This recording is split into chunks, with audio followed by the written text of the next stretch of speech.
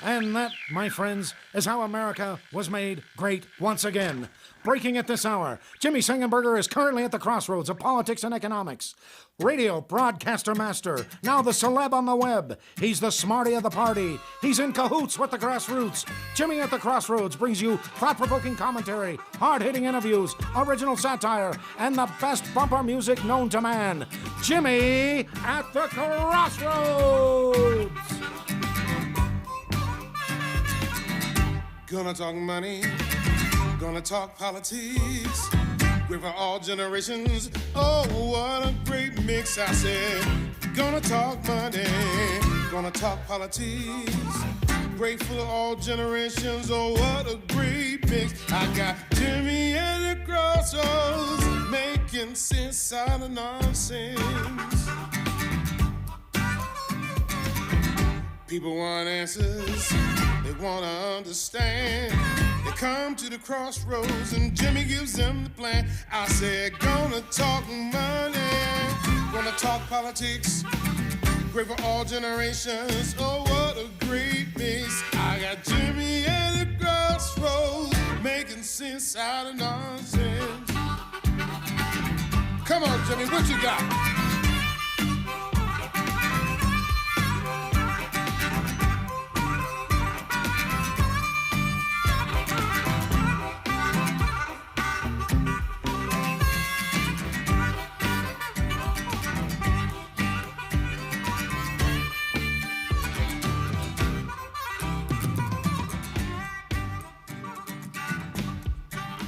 Hello, my friends, and welcome to another edition of Jimmy at the Crossroads. I'm Jimmy Sengenberger, your host for the program. Once again, bringing you engaging, intelligent talk, Sang style, in partnership with the Washington Examiner. It is, as always, such a pleasure and a privilege to be back with you as Biff Gore sings, making sense out of nonsense, right from our original theme song. I don't know of another podcast talk show where the host plays in his own theme song and with somebody who was on a season of The Voice and got pretty darn far, the great Biff Gore. It is Monday, July 20th. Gosh, all the time rolls together. It still feels like it's got to be June. My birthday's in less than 2 weeks now. I'm befuddled at how fast time has been flying, but we have quite a show for you today here on Jimmy at the Crossroads. First, of course, if you have not subscribed to the YouTube channel, please do, to the Jimmy at the Crossroads YouTube channel at youtube.com/Jimmy at the Crossroads. Follow me on Twitter. You see it right there on the screen at Sang Center. That's Sang with an E, not an A, Center on Twitter. And also be sure to like my Facebook page, facebook.com/Jimmy Sengenberger Pro. Takes you to Jimmy Sengenberger Media Personality. Also, like, subscribe, and follow our friends and partners at the Washington Examiner on YouTube, Facebook, Twitter, and of course at WashingtonExaminer.com. So we have a big show for you today. Yesterday, in Denver, Colorado, the 6th annual pro-police rally, Law Enforcement Appreciation Day rally, took place at a venue called Civic Center Park in downtown Denver, near the Colorado State Capitol, which, by the way, is in absolute disarray. There's a fence around the building itself because vandals managed to mark it up dramatically with all sorts of graffiti and more. They've torn down statues outside the state capitol. There's a Polisville right outside. Remember Hooverville, all the tents? Well, this is like a Polisville where you have at least dozens of tents outside the Colorado State Capitol. It is something else there. So we gathered together, a number of us, for the 6th time in a 5-year period. So first time was July 19th, 2015. This was not a random event that has never occurred before or that was specifically tied to the protests that we're seeing across the country. This is something that has been going on for years. And I've been a proud participant for, I think, maybe five of the years in downtown Denver. And I've been able to perform harmonica along with the band, and it's always a good time. It is really a wholesome time. It was family-friendly for years until yesterday. Yesterday, the band, with yours truly sitting in on the harmonica, the Becker Band, played a song, and then we're going to play cut one here in just a moment, Nathan. We performed a tune, and then brought Ron MacLachlan, who will be our first guest on. We said the Pledge of Allegiance. And then things started getting pretty hairy. Here is, from my vantage point, some video I took yesterday at the Pro-Police Rally, Colorado, at downtown Denver Civic Center Park. One nation, under God, indivisible, with liberty and justice for all.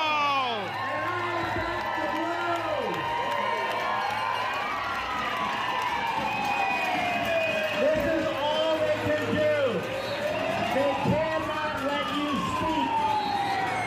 I'm so thankful that you guys came out in the midst of all this foolishness. And now I want to invite up the founder of Pro-Police Rally, Colorado. Well, we give thanks to God right now. Ron MacLachlan, are you here? You can see the so-called protesters entering in from all sides.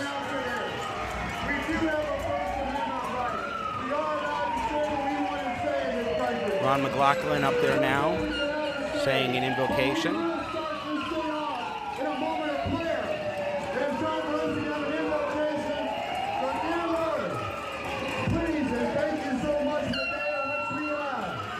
Those are not police sirens, by the way.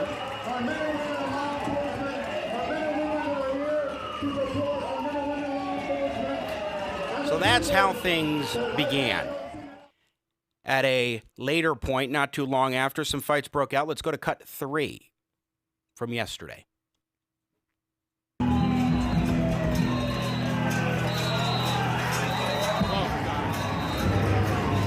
band was playing a tune, Folsom Prison Blues. I stopped. I could hardly hear myself on the harmonica anyway, so I stopped, and then that is what happened, where one, and I presume Antifa, somebody, so-called Black Lives Matter, attacked one of our people who were there once again for an annual rally, a fun event with music. There are two things, as I bring on the organizer, Ron MacLachlan, that I want you to know about what yesterday tells us. Number one, make no mistake about it. These radicals are not peaceful. A peaceful demonstration was happening. A peaceful celebration was happening. Music was playing. And they stopped it forcibly. They are not with honor or decency or with some genuine intent to right injustice. People who want to right injustice don't perpetrate injustice. That's number one. It reaffirms what we know about Antifa and these radical elements of Black Lives Matter. I know there are a lot of people who support Black Lives Matter, and they are well-meaning, well-intentioned. They show up for peaceful protests. They want genuine change. I have friends who are exactly that way, and I respect that, and I appreciate that. And I don't really even disagree with it. I think there needs to be reform from our police in several different areas. But how they acted demonstrates everything we have been saying on this program about them, such as with Bazzel Baz, who will join us a little later on the show. And by the way, I do want to note that I was looking around. I would guess probably about 95% of them were white. This was not people who have faced some sort of racial injustice trying to express their frustrations about it. It's far more maddening than that. Number two, it is pretty clear to me that the police were told not to act in a way to contain the situation. I don't fault the officers who were doing their jobs, as frustrating as it was for me and many others yesterday. They had their orders from the chief of police, probably had it from the mayor. You'll see some more video today from my vantage point predominantly, and some photographs on what happened yesterday at the Pro Police Rally, Colorado, 6th annual Law Enforcement Appreciation Day gathering put on largely by lead organizer Ron MacLachlan, who I am pleased to welcome to Jimmy at the Crossroads right now here on the program. Ron, my friend, welcome to the show. It's good to have you. Oh, Jimmy, thank you so much. Thanks for being there yesterday, and thanks for having me on the show today. Well, I appreciate it, and we'll get to why you have some coverings on your forehead here in a moment. But I want to ask you, what happened yesterday, Ron MacLachlan? It's chaos. We've been doing this for a long time. This is actually the 12th event that Pro Police Rally Colorado has put up in the last 5 years. And this is the 6th one to be put up in downtown Denver. It wasn't easy. I was able to get the permit, the insurance. Ron, if you could please speak just a little bit louder. You're coming a little quiet. Oh, okay. Sorry about that. It was unfortunate in many ways. There are a lot of really good people that came out yesterday to have a good time, to celebrate their men and women in law enforcement. And these guys need to have that celebration. They're completely under the gun at all times. But it was overran by a group of people that see things a bit differently. And it could have been handled differently by our police as far as I'm concerned. The sheriff, or not sheriff, but the chief and I did speak on Thursday and again on Friday about this event. I was on the phone with another member of the police department leading up to this event throughout the day, and what was going on across the street. I had people that were watching to see how things were going to unfold across the street. They were unimpeded. They got riled up, and they were just let go. And eventually the guys that really wanted to do what they need to do, which are the police guys on the grounds, eventually they were allowed to actually step in. But at that point, they were doing not much more than just showing a presence. And they were allowed to overrun the people that we have a permit. It's a space that we've been at consistently. It's our 6th one. The chief knew very, very well what was going on, and they never put anybody to block anybody from coming in to see us. That's unfortunate. Ron MacLachlan, when you were in contact with the police, particularly in the lead up to this rally, what did they tell you? Did they support your effort to do this, at least the chief of police and his top brass? Did they discourage you from holding the rally? Did they suggest other venues? Okay. Now, bear in mind, for the last 6 weeks, we've really been pushing this on Facebook. At that point, we weren't at quite 60,000 feeds that have gone out. 3,000 likes, another 1,000 shares on just my page alone, not to mention everybody else's page. Thursday afternoon, I get a phone call, and they're asking me if I would change the venue and move it over to Pepsi Center and be out there, not like inside the Pepsi Center, but out at the Pepsi Center where there would be space to put us up. Why? They were afraid that something like this might happen. There's a group of an organized group that's on the other side of the Veterans Park over by the Capitol. That's all about socialism, or not socialism, basically communism. It's ridiculous crap that these guys are into, from my perspective. But they were concerned that these guys might come over, and and the chief also said that if we have this event, that we're going to go backwards and not forwards. And I asked the chief, I said, how is it possible for us to go forward if we give in to the bullies? If we don't stand up for what we believe in our own city, how is that going forward? By giving in to these children. And that's what these guys are. These are little kids. They were blowing bubbles. Children blow bubbles. But they scream, they yell, and they pitch a fit, kind of like that girl on Willy Wonka in the Chocolate Factory, give me more. It's beyond the pale. And I didn't see how moving the venue would make sense. A mile down the road, as if they're not going to walk a mile down the road to make a statement. That doesn't make sense. My insurance that I have for the event that I carry, it's specific to a location. How could I, once I moved the venue that it would be done. We wouldn't have been able to have the event. And the idea of coming back next year when everything is all calm and cute and sweet, that doesn't make sense either. In the meantime, in that conversation, however, the police did let me know that for the last since basically May 28th, that there's been mischief and mayhem, rioting going on in our city every night. Anywhere from 30 to 300 people going through different neighborhoods and terrorizing these neighborhoods. So how, in any way, shape, or form, is that how is that a win? So we give in to these children that are pitching a fit, and yet the citizens that are having their lives disrupted every single night, that's okay, they can put up with it. We're going to appease these children. That says a lot about what's going on with our mayor, how he wants to end our city council. Everybody is always in a hurry to throw the police officer under the bus, like picking the pepper out of the fly poop on any incident whatsoever. But the reality is, these men and women, they are the messenger. The message is coming from the people's mayors and their city councils. But you never see a mayor, you never see a city council person say, hey guys, that's our fault. We thought this might work, but it didn't. That never happens. They just keep throwing these men and women in law enforcement under the bus. And when they do that, they're throwing us under the bus. It's ridiculous. Again, we're talking with Ron MacLachlan, who is the lead organizer of Pro Police Rally Colorado, the 6th annual Law Enforcement Appreciation Day event that happened yesterday in Civic Center Park in downtown Denver, just a couple blocks from the Colorado State Capitol.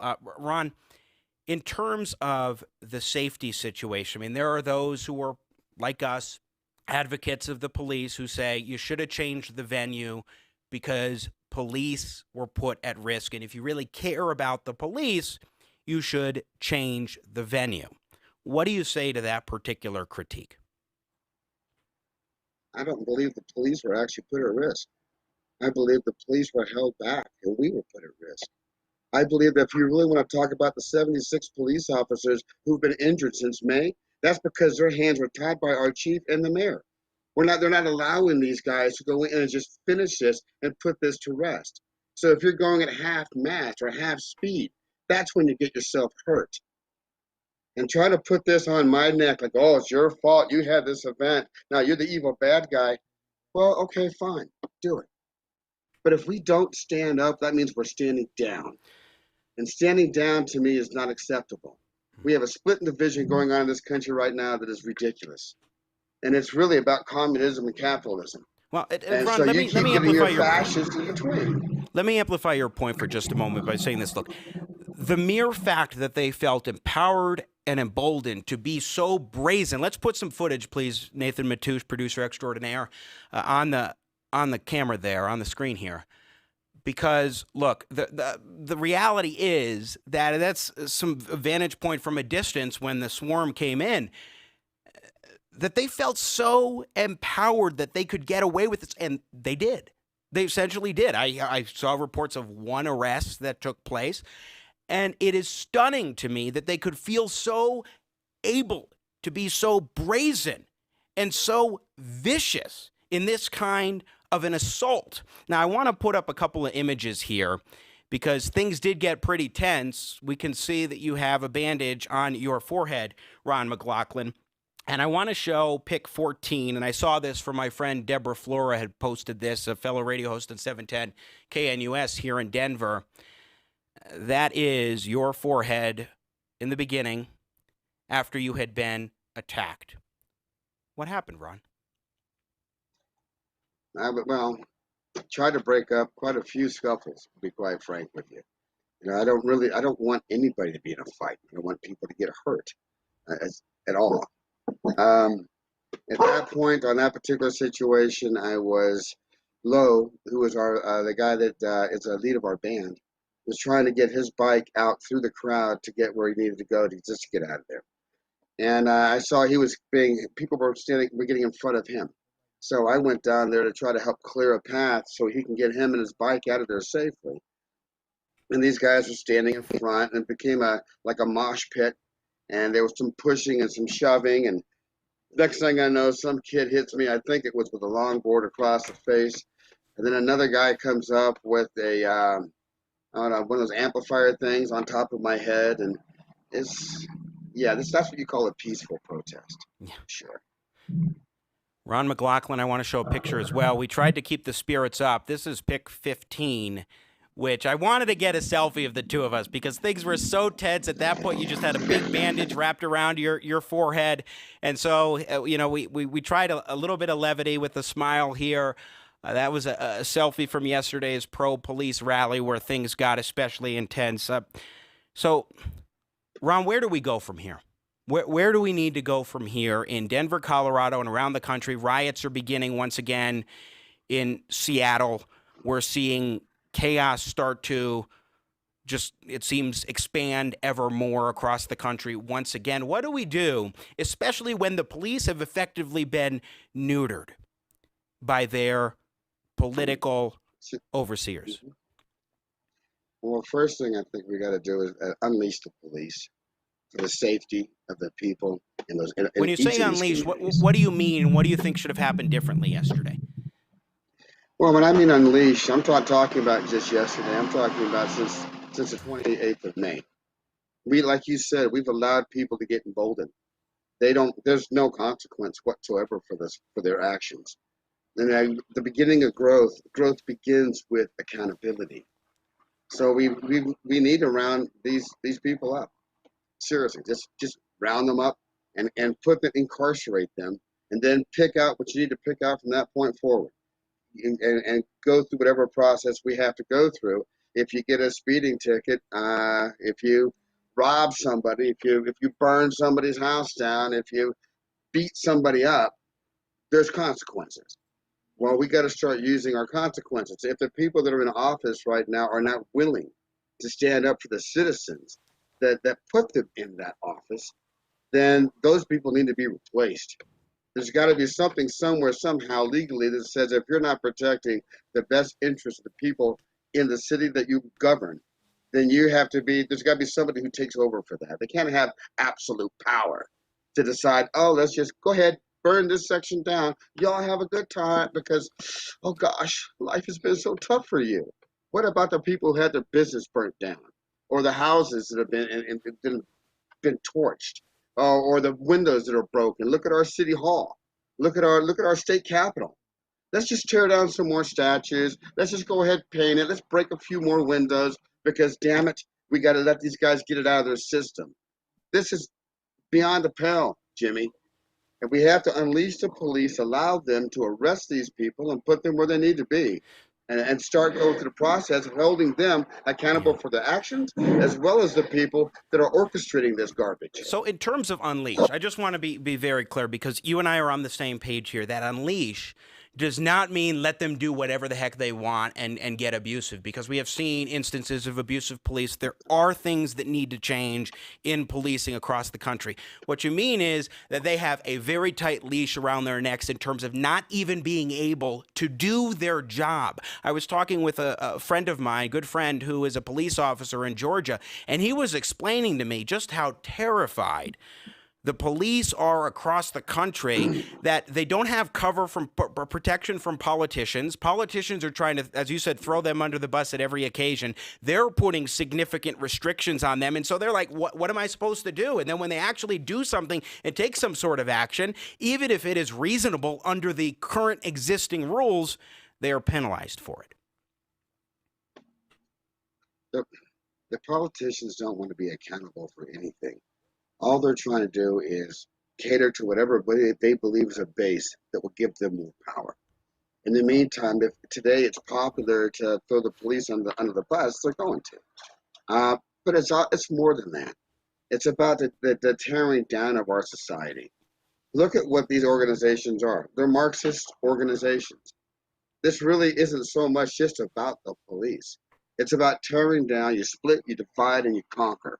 So if we can get rid of you feeling good about your police department or feeling safe, then you can control fear. You can't control the faith. If a person believes, and faith means belief. If you have the belief that you can get up and have a better day today than you did yesterday, and all you've got to do was roll up your sleeves and go to work, and you have a path in which you can go to, that's hard to control. But if you're in fear that, oh my gosh, I have to look over my shoulders, now the person who's got you in fear has the control of you. And that's what this is about. Ron This is MacLachlan. about control. Yeah, I think you're right on there. And the mere fact that they were able to do this yesterday in a peaceful demonstration is abhorrent. And the mere fact that they did it shows how dangerous they really are. Ron MacLachlan, we got to run. We've got a great lineup coming up. I really appreciate it. I'm glad that you were safe. You're okay after being assaulted yesterday. I appreciate it, and best wishes to you. Hey, Jimmy, thank you so much. And I just want to say to all the guys, you, Randy, Casper, Bazzel, Michelle Malkin, Julie, I forget there's Sheriff I don't have my Reams list coming up from next. Sheriff Reams, boy, is he a neat guy. You know, Lowe and the band, all the people that came out and the guys that came to help keep it organized as best we could. I cannot thank you guys enough for being there. Thank you, Jimmy. And let me just say about the band I hardly even got to play with them, and I couldn't even hear, but like, I'm out. I can't be here anymore. It was a look of absolute terror, and that says a lot. Ron, my friend, great to be with you. Hey, Jimmy, thank you so much. Have a great day. You too. Once again, Ron MacLachlan, lead organizer for 6 different occasions, 6 years now, although twice a year, the Pro-Police Rally Colorado. One rally happens in Douglas County in the spring annually, and then another you have in the summer on the 3rd Sunday of July. So this was not an occurrence that has anything to do with what's going on across the country. So those people who swarmed around, to me it was like that scene in Lion King when Simba's surrounded by several hyenas. Those people who did exactly that were not counter-demonstrators. I saw a Denver Post say these are counter-demonstrators. Nonsense. Counter-demonstrators find a place where they do a counter-protest. In the past, we would have a protest here and a protest or gathering there. They might be 2 different messages. One did not jump in to the other and disrupt that one. Where music was playing, for crying out loud. I don't know, maybe they didn't like my harmonica playing. Somebody did say that the music was terrible or something. I heard some protesters say, so-called protesters say that, these disruptors, these thugs that did what they did. I do want to share that I put a few questions to the Denver Police Department's Public Information Office, and this is the response that I got, and I want to share it with you. We are still assessing the events that occurred yesterday and will not be available to provide a statement at this time. As soon as I get something from the Denver Police Department, I will share that on social media and also here on Jimmy at the Crossroads. So we are waiting now here for Sheriff Steve Reams of Weld County up in northern Colorado. He should be joining us very shortly. And in the interim, I want to go ahead and play cut 2 so you can see a little bit more about some of the dynamics that were in play yesterday at this event in Civic Center Park in downtown Denver. This is how they operate. Good Lord. She just got knocked over and hurt. Okay.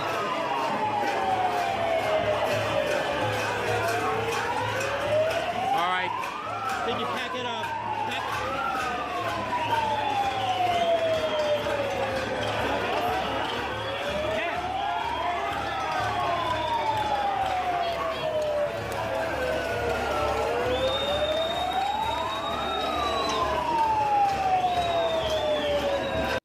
Some of the sights from yesterday, and that was a young man named Weston, a teenager here in Colorado, who's actively involved in politics, and his mother was pushed down. Michelle Malkin, noted conservative personality.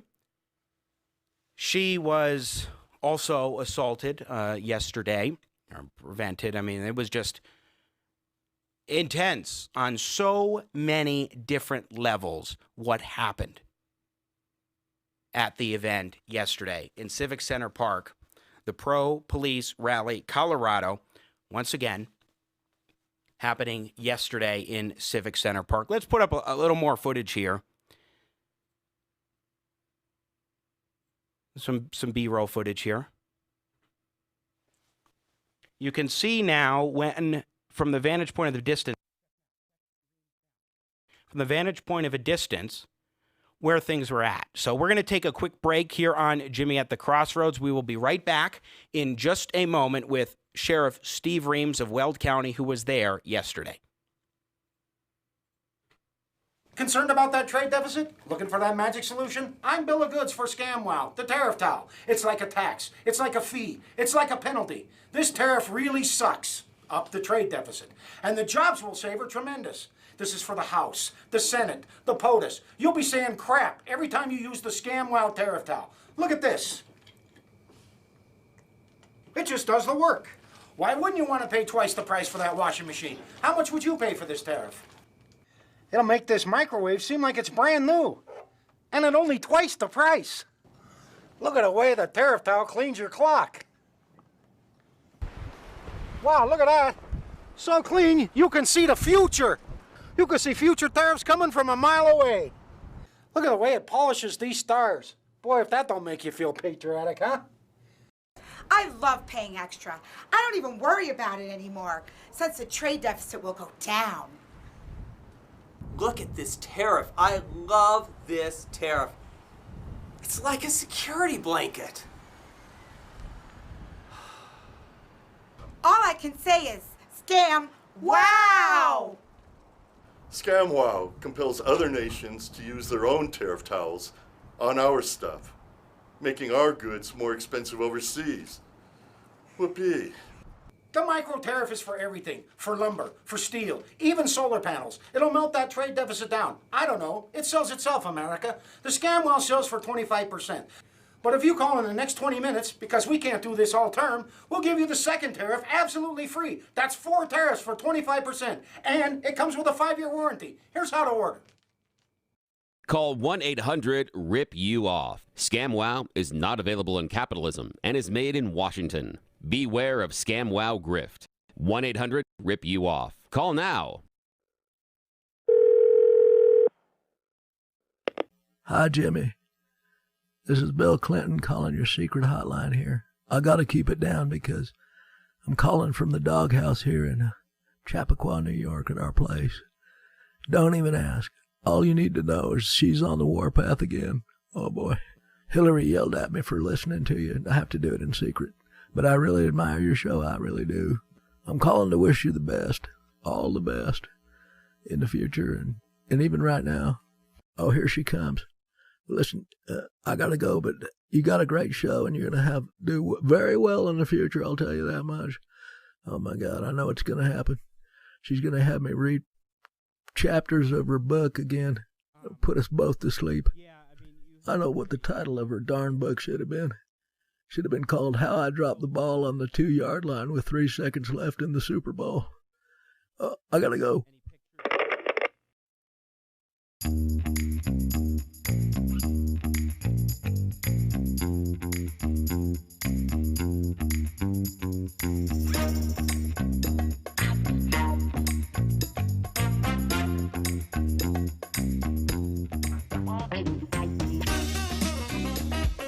Ladies and gentlemen, let's get you back to your host of the Crossroads, Mr. Sang Style, Jimmy Sengenberger.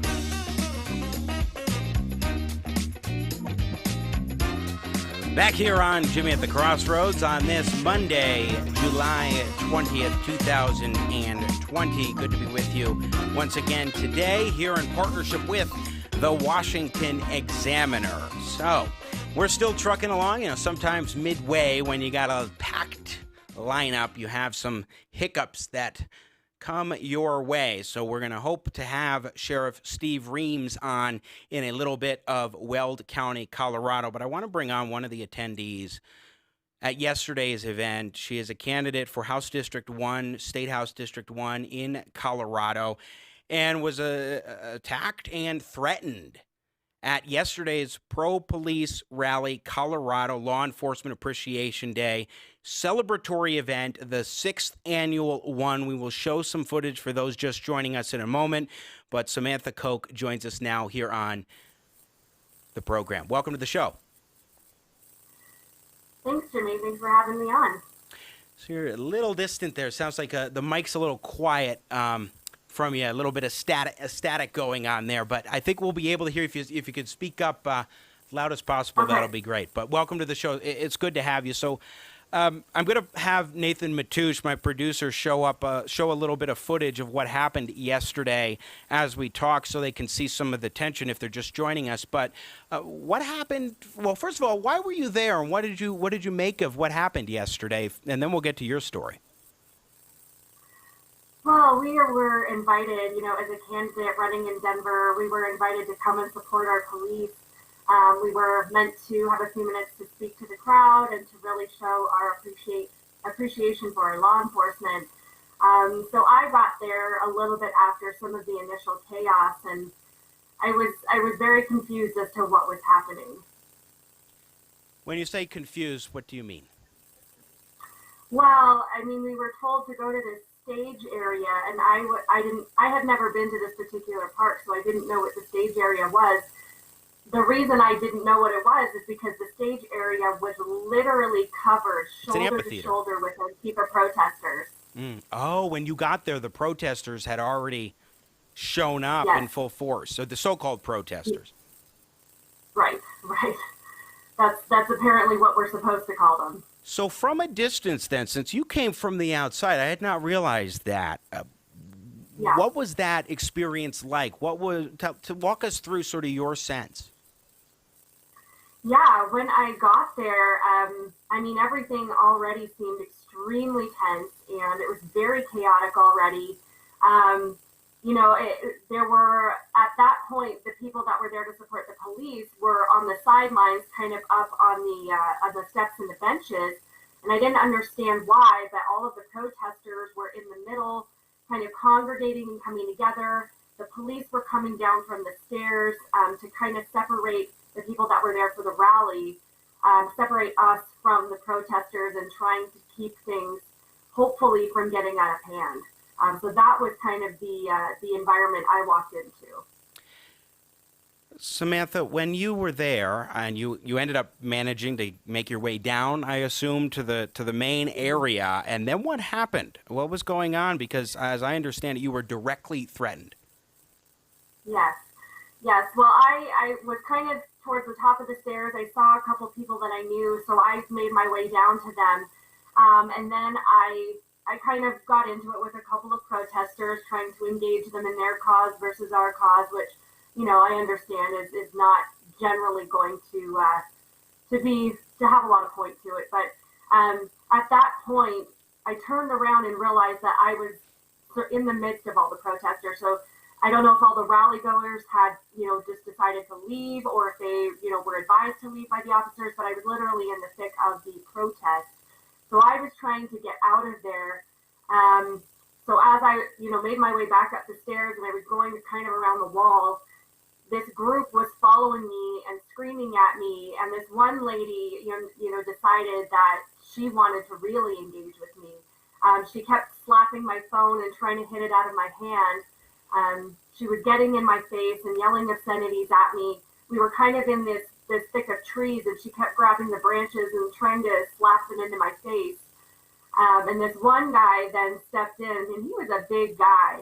And he yelled at me to stop touching her. And I said, I'm not touching her. Like, I'm not the one coming at her.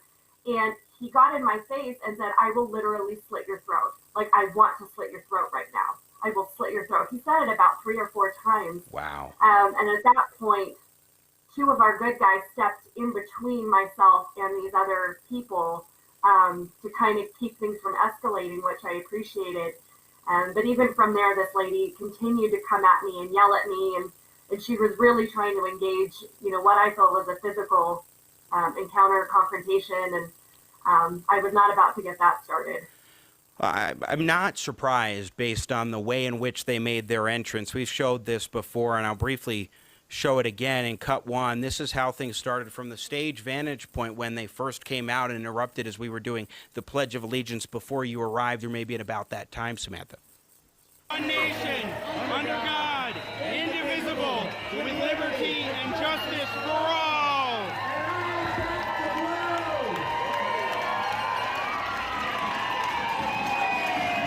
This is all they can do. They cannot let you speak. So you get a sense there for how things were in that early part. Immediately they came in making noise and intervening in very, shall we say, vigorous ways, to put it mildly, Samantha. And when we look at what happened there, it doesn't seem surprising to me at all that there was so much vitriol being leveled right away at people who were there just gathering together peacefully. We were the peaceful ones exercising our First Amendment rights. Right, absolutely, which is something I am fully in support of. I am fully in support of our First Amendment right to free speech and to peaceably assemble. This was not a peaceful assembly, at least on the protesters' part. You know, I did get there late, but I did see some of the footage of the things that happened before I got there. And they had no intent to keep things peaceful. They came with the intent to incite violence and to start these physical altercations. I understand that, you know, one of the other guests that I believe you talked to before or after was beaten. Michelle Malkin had a video of somebody with a collapsible baton. These were not people that were there to peaceably assemble, and this is the kind of thing that we need to be aware of, and to, you know, make a distinction between peaceful protests, which we allow, and, you know, violent protests, which is what they came to incite. Yeah, I think that's very well put, and an important point. Samantha Koch, our guest here on Jimmy at the Crossroads, a candidate for State House here in Colorado and in the city of Denver. Now, it appears that the police had their hands very much tied in terms of being able to try and address this situation. What do you make of that, and also how brazen these thugs were? And when they decided to just interrupt this event, to completely disrupt it, and just turn violent, both in words, through threats like you experienced, and also through actual actions. Right. I did hear that the police officers were advised to stand down and to not engage. You know, I have mixed feelings about that, but it does say a lot about the leadership that we have in Denver, and who they're protecting. They are standing up more for these violent thugs and these people that are leading to so much unrest and violence against, you know, peaceful citizens. And this is the kind of thing, you know, they appear to be standing up more for people that want to cause this kind of anarchy versus the people that want to stand up for, especially for those that keep our communities safe. So it says a lot about the kind of current leadership that we have now and how desperately we need to change it. And in terms of support for the police, I mean, that's why we were gathered together. And this is the 6th annual event that took place in Civic Center Park for the police, to show support for law enforcement. Not to say that we don't need reforms, that things don't need to change, that there isn't a situation that needs to be addressed all across the country. But I'm just struck, I keep making this point, but I'm just struck by how brazen they were, how confident they were to actually do something like this and allow it to get so violent so quickly. Not just allow it, but to perpetrate this kind of violence so quickly.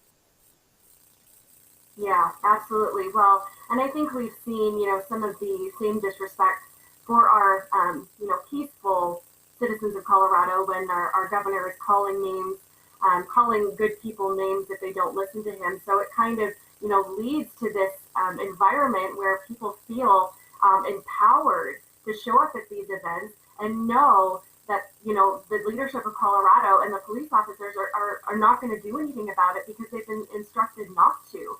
So they've really been given a lot of power and a lot of confidence based on the tone of our elected officials right now.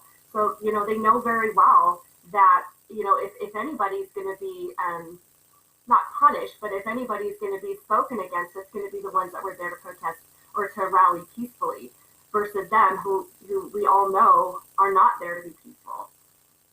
Once again, Samantha Koch joining us here on Jimmy at the Crossroads. Finally, Why did you show up yesterday? What was it about this support for law enforcement that got you saying, you know, I want to join in, especially since I am someone running in Denver? Well, you know, we've seen across the country this effort to abolish or to defund the police, and we saw this recent Senate bill come through.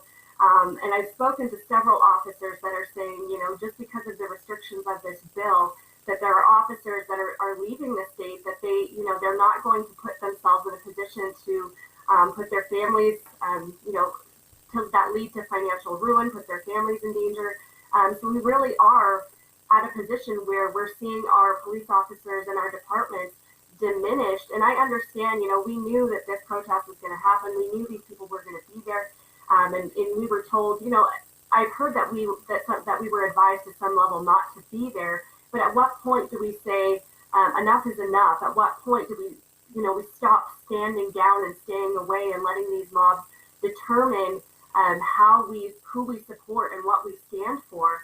So at that point, you know, I knew that it could be a potentially dangerous situation, but I wanted to be there to remind our officers that these mobs do not speak for the majority, that the majority of good, reasonable people still love them and appreciate them. And yes, we can always work for improvement. That's something that I'm open to and I understand needs to happen in some ways.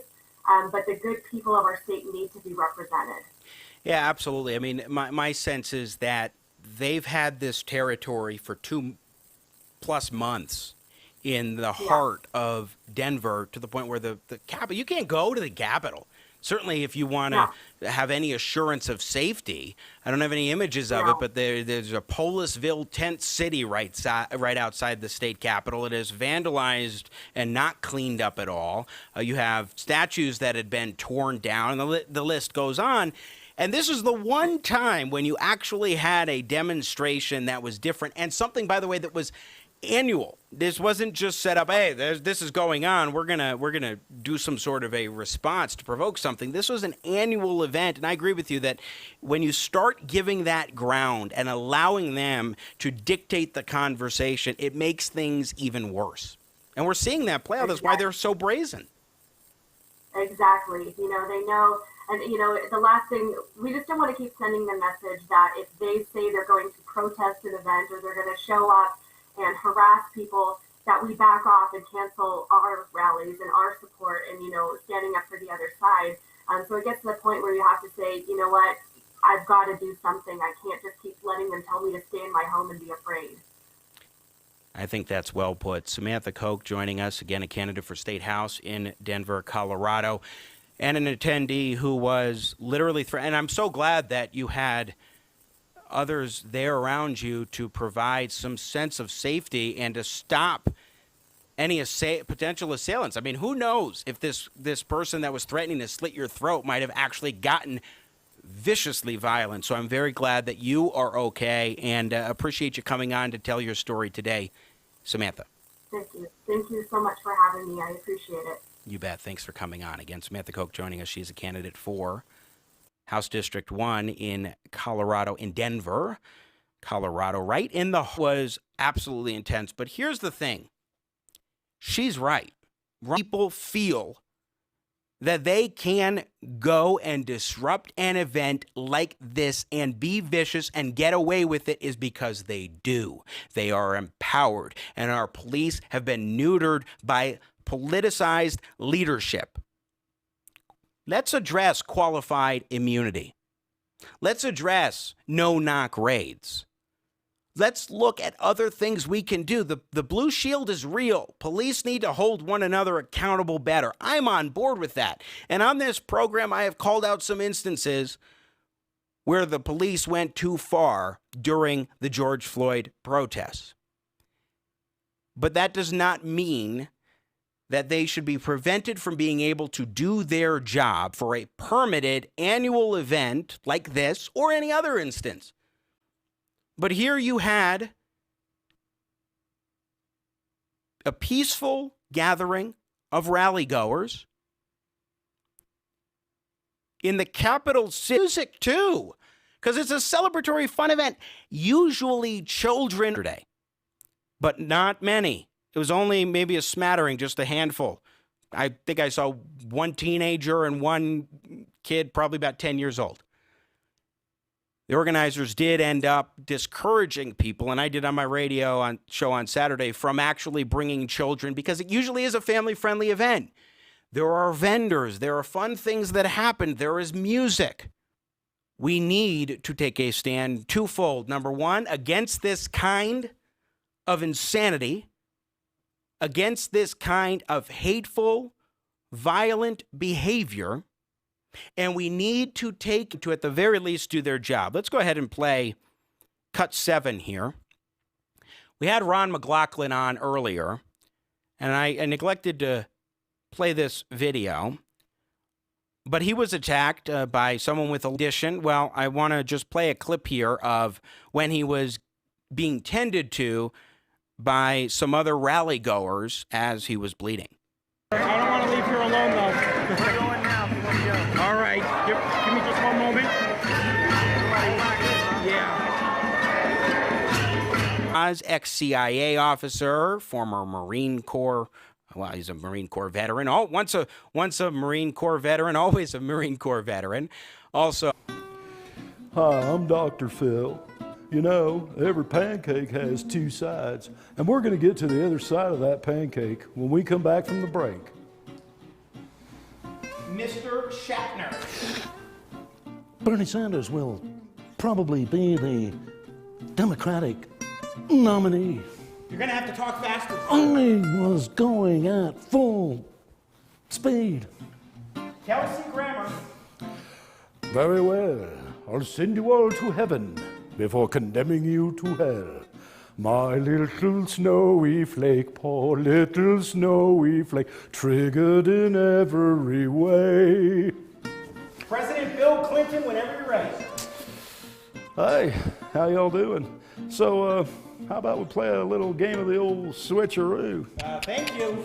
Hey, if I get the gig, do I get an intern? Thank you. Just asking. Tom Hanks. For service. Can you try an announcer voice, sir? Oh, an announcer voice. Oh, come on. I got a lot of movies to do. Okay, I'll do an announcer voice. I am an announcer. I'm the announcer. Ha! How was that? The announcer guy. Ha! I think we're going to have to do another audition call, guys.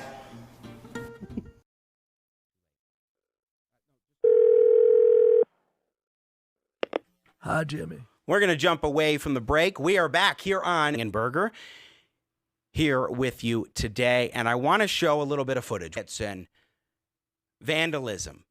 But yesterday there was a gathering of advocates for the police, supporters of our law enforcement, an annual event, Law Enforcement Appreciation Day.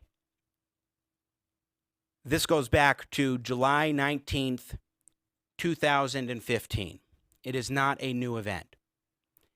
And it was disrupted by thugs supposedly associated with a genuine cause of Black Lives Matter. And it erupted in violence. Couldn't continue because they jumped in. It was like a swarm of locusts coming in from the outside. And let's go and just show a little snippet of some of the extent of what happened in Cut 3, downtown Denver, Civic Center Park. Just yesterday at this annual program was on stage there. As you could see, this is my footage here, Cut 2. 3.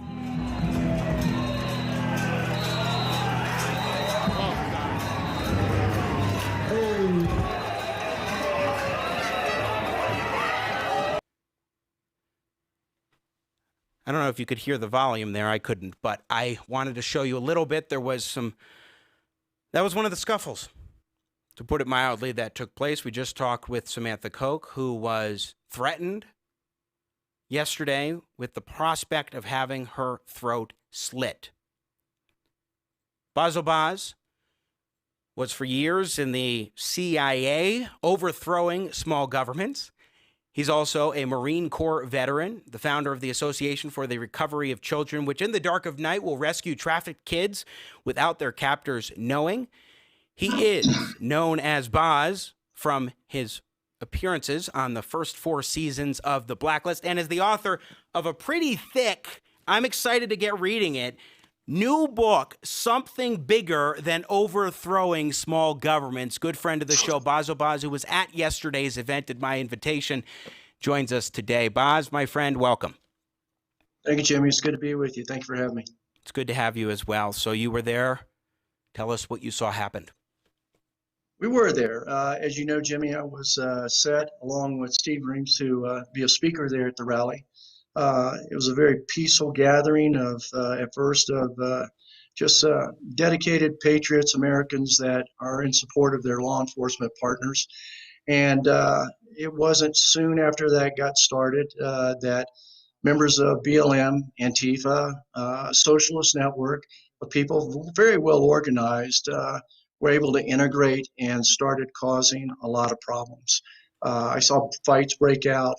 I was threatened multiple times from everything from "I'm going to cut your throat" to racist comments, to things about "let me get a hold of that flag and I'll burn it around you," stuff like that.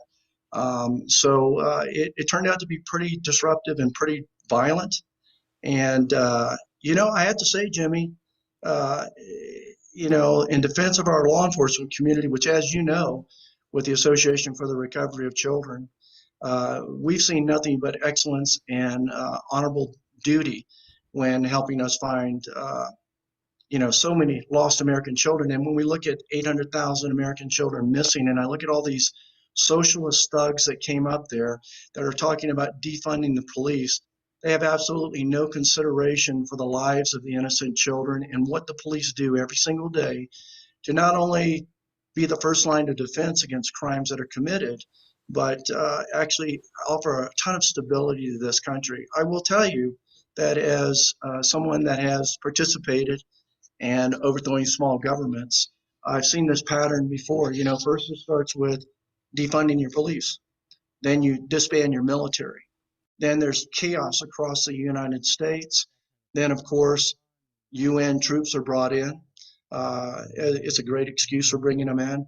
And, of course, then anybody listening to this right now that thinks that's just a conspiracy theory, you're a fool, because I did it, I lived it, and I'm watching it in motion here in my own country. And so with the Denver event, if I may take the liberty to say,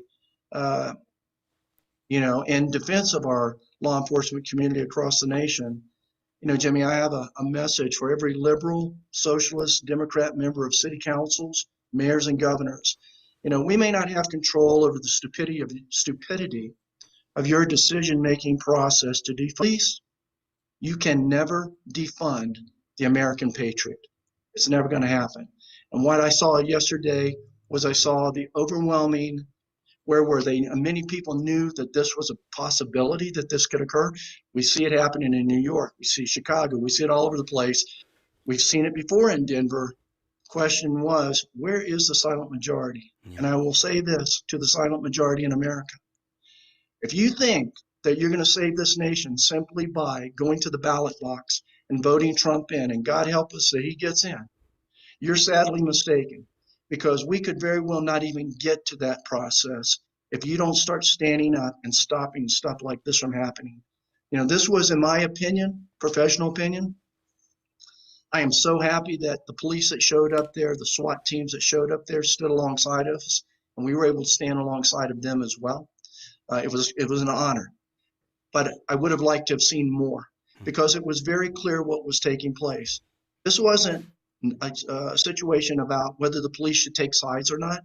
This was a situation where there were just people holding a calm rally with their American flags, honoring the police, and criminals and thugs coming in to disrupt that. That entire crowd should have been pushed back. They should have been arrested. And I can't help but think that the police that were there protecting us, I think, probably trying to protect everybody, of course, we're not already given orders to just basically not get involved very much.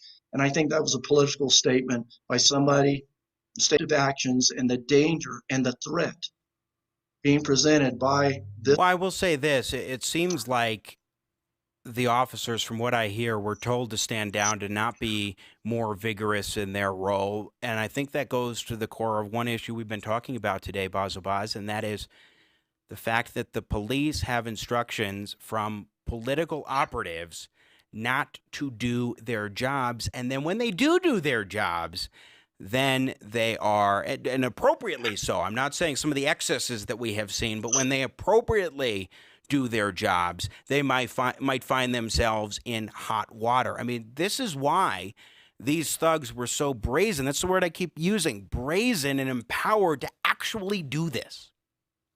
Yeah, they're able to other nations before where if they had a democratic system. I mean, hey, let's take a look at Venezuela. Most of these people that were out there in the mob, so to speak, the BLM, the Antifa, whoever else it might have been, they've never lived under socialism before. And they have absolutely no idea what it is like when your entire life is controlled by a socialist entity or a socialist government. And what the irony in their actions is, they want to create problems and crime, and they want to be allowed to be protected to commit that crime. But if a crime is committed against them or someone defends themselves against them, the very first thing that is out of their mouth is, "You assaulted me," or "Where are the police?" It's really funny. So I have a message to Americans, not the fake Americans that think that just because you were born here, you get a free hall pass to destroy the nation. There are a lot more of us than there are of you. And no matter what race, what creed, what color, we're going to stand as one nation under God, indivisible, with liberty and justice for all. Should our police fall, or should our military be hindered? Should our president be ignored? Should good law-abiding citizens like yesterday find themselves captive and threatened by thugs?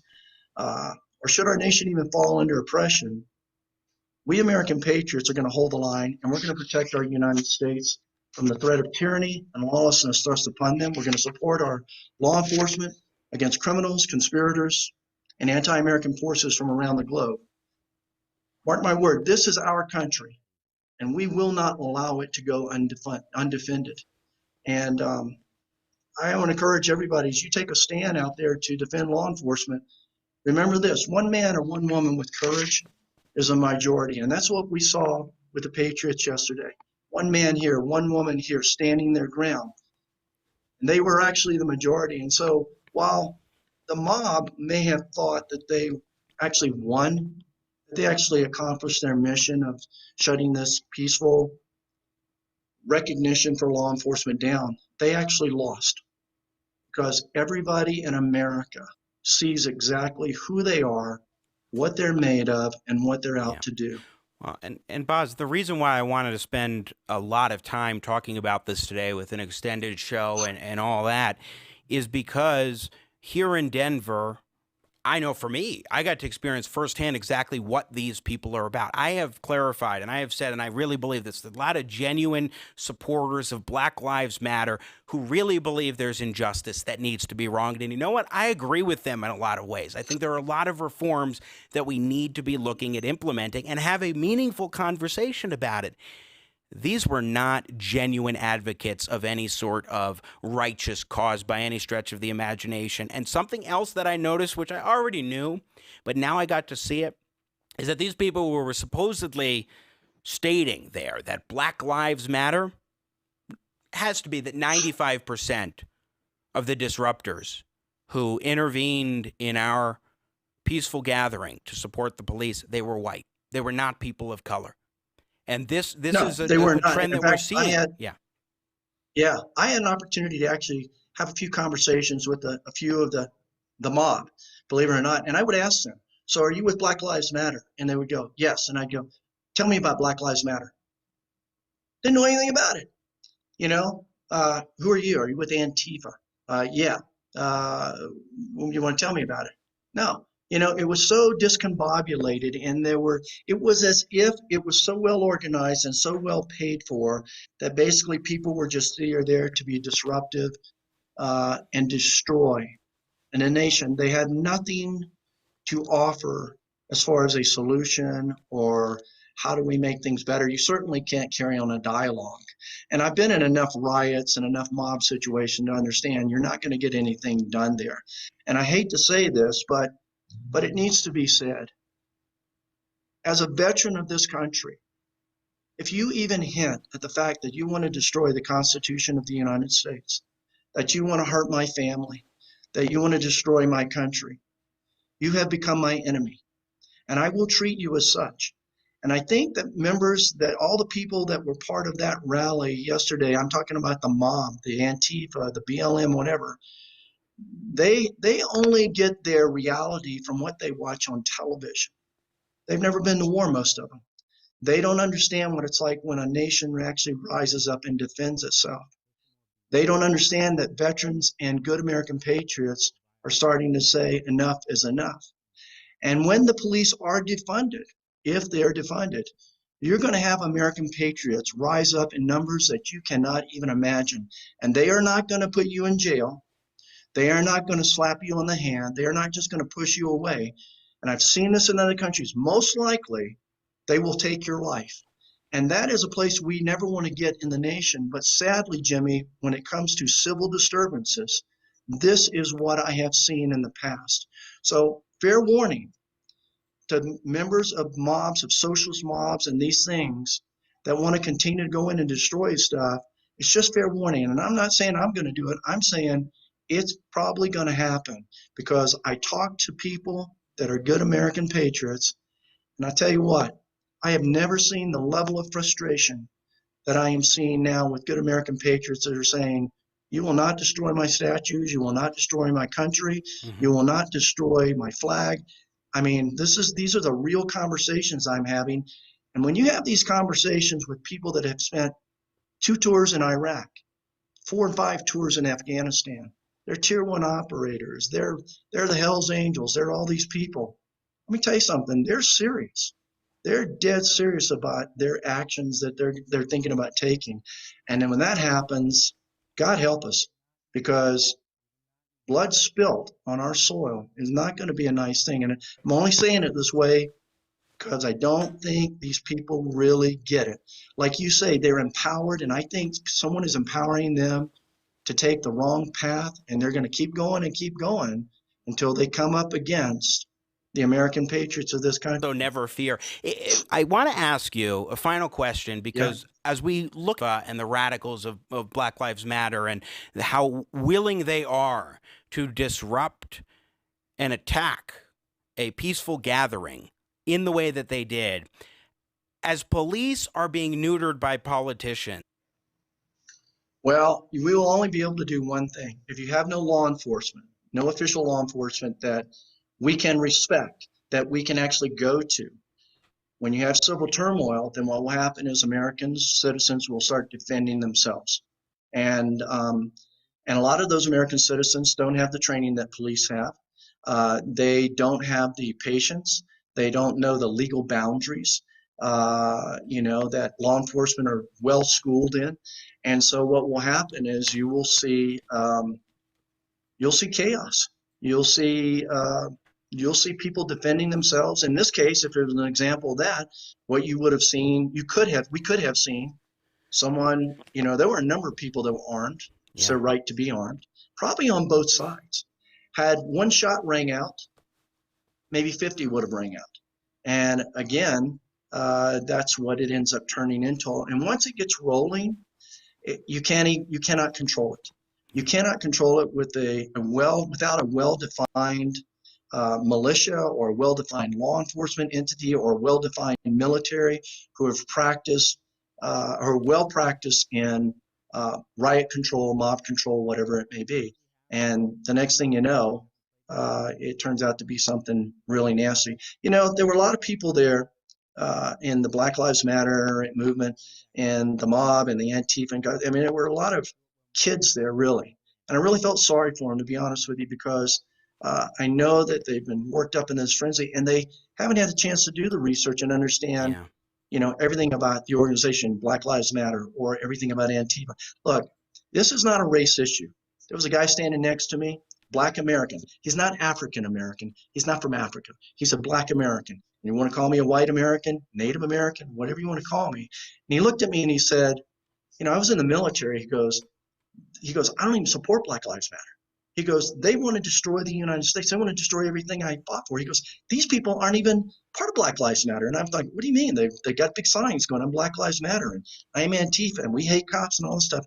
And so even this guy was confused and he looked at me, he goes, brother, he goes, this is not a race issue. He goes, this is a mob that is out to destroy the police so that crime can run rampant and the city can fall. Oh, Baz, that's what he told me. You saw what I'm calling Polisville, all the tents, the encampment right outside the state capitol, which has been absolutely brutalized to the extent a building can be brutalized. I mean, it is abominable, the extent to which the city of Denver and the state of Colorado, because that Capitol building is state property, the extent to which they are allowing this kind of behavior to happen, and that is the real story here. Baz, we got to run, but I really appreciate it, brother. Yeah. Go ahead, real quick. I was just going to say, you're exactly right, Jimmy. What our listeners need to remember is that the state, the governor, they knew this group existed before. They knew the intent of the group, and instead of preventing it from happening, they allowed this group, knowing what the group was made of, a destructive unit, to actually march on and destroy a peaceful rally of friends and families supporting law enforcement. So we asked ourselves, who was responsible? Who was responsible and who could have done something about it beforehand? The governor could have, and the mayor of the city could have, but instead they allowed it to continue. So who's guilty here? Absolutely. Folks, check out the new book by Bazzel Baz, Something Bigger Than Overthrowing Small Governments. This is going to take me a year to get through at the rate that I read, Baz, but it looks pretty cool. Thanks so much for joining us and for coming yesterday. I was very glad you were there. Hey, buddy. Bye-bye. Once again, Bazzel Baz joining us here on Jimmy at the Crossroads. He, of course, CIA veteran, overthrowing small governments. He's saying this is the kind of thing that he saw in other countries and participated in, because that is what the United States was doing during the Cold War. I mean, that's the reality. And he's saying this is a lot like the kinds of things he was experiencing at that point in time in the CIA. Keep that in mind. And yes, it was nice having Baz there. It did make me feel a little more comfortable because I've never been in a situation like this before. I guarantee you the vast majority of people who were there, or the peaceful protesters, or the peaceful rally goers rather, had not experienced something like this. Here's a little bit of footage we want to show you from the event yesterday and what took place. I've got harmonicas in my for my live stream shoulder. Under my shoulder as I watch everything going on here. Holding with one hand, water bottle just thrown. Randy Corporon. For a conflict like this. Once again, we're live at the Pro-Police Rally, Colorado. Let me show you where your camera is. I have it over there. I put it over there. Yeah. Thanks, Larry. Pro-Police Rally, Colorado. Or once again, what's left of it. As Randy Corporon was saying, the police didn't do anything until now, unfortunately. All right, that was a little bit, actually, that was entirely unintentional that I would be mentioning, and just in that portion of my live stream yesterday on Facebook, talking with Randy Corporon. He is my colleague on News Talk 710 KNUS. We are both Saturday radio hosts. He also gave me my first job out of college at his law firm shortly after I graduated from Regis University, and he helped to organize yesterday's rally. That is the Pro Police Rally, Colorado. He was there emceeing the very first one 6 years ago yesterday, or 6 events ago yesterday, technically 5 years ago. And by the way, there's also one that happens annually in Douglas County. Randy, my friend, welcome to Jimmy at the Crossroads. Thank you, Jimmy. It's a pleasure to be on for the first time. It is good to have you here, and I'm sure we'll have you back, especially with so much that Colorado is looking at right now in terms of the political dynamics and so many other things. But you were an organizer of this rally. You were there from start to finish. You've been there from day one of the first event 5 years ago yesterday. This was not the kind of peaceful celebration that we normally have. What happened, Randy? from your vantage point? Well, it's a really good point that you make, that because there was so much pushback from the Denver police chief and others, Back the Blue rally folks, were saying, don't do it, don't go down there, dangerous, it's the wrong time. And we really thought about that. You know, the chief of police told us we were going to put the police officers at risk. Didn't say anything about the participants being at risk or how he was going to help us be safe down there. But the more we thought about it, yes, it confirmed what Ron MacLachlan and I agreed that this had to be in the same spot that it's been for the last 5 years. This had to be the 6th annual rally on the 3rd Sunday of July at the city and right in front of the city and county building in Civic Center Park there. It was essential that we not give up the streets to these radical domestic terrorists. And so it became a pretty easy decision to make once we realized that the principle mattered more than the particular event. Yeah, I think that, and Ron put it so eloquently earlier in this show, making that exact point, that the reality is you give an inch. I'm framing it this way, but you give an inch, they'll take a mile. And they took a mile yesterday, Randy.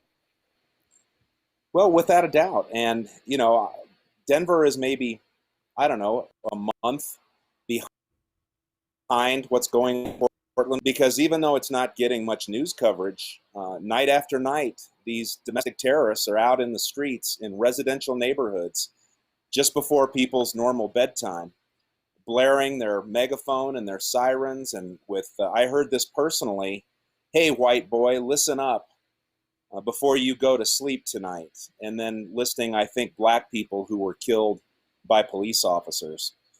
And so I'm really done kind of justifying the positions that we're taking and moving forward. I'm done kind of talking about, yeah, but George Floyd, and yeah, but this and that. This isn't even about George Floyd anymore. They haven't mentioned George Floyd in weeks. They just use whatever comes up as a trigger, and then whatever our response is to prove their allegation that we're racist and we're phobic about something or another. And all we want to do is to allow people to live in our country full of opportunity and security and choose the things that they choose to do. And so I was really glad that we were down there. I was so honored by the people that did show up. And we learned an awful lot yesterday. I really look forward to the next time. It will not go the same way. So, Randy, I want to show, we showed this a few different occasions, but for those who are just joining us or will see this clip independently, I want to play when the swarm first came in, you were leading us in the Pledge of Allegiance and then introduced lead organizer Ron MacLachlan, who was on earlier in the program, just to remind people or give them a sense of what happened and what things were like first as they started to intervene, to disrupt, and to engage in their thuggish and violent tactics. One nation, under God, indivisible, with liberty and justice for all.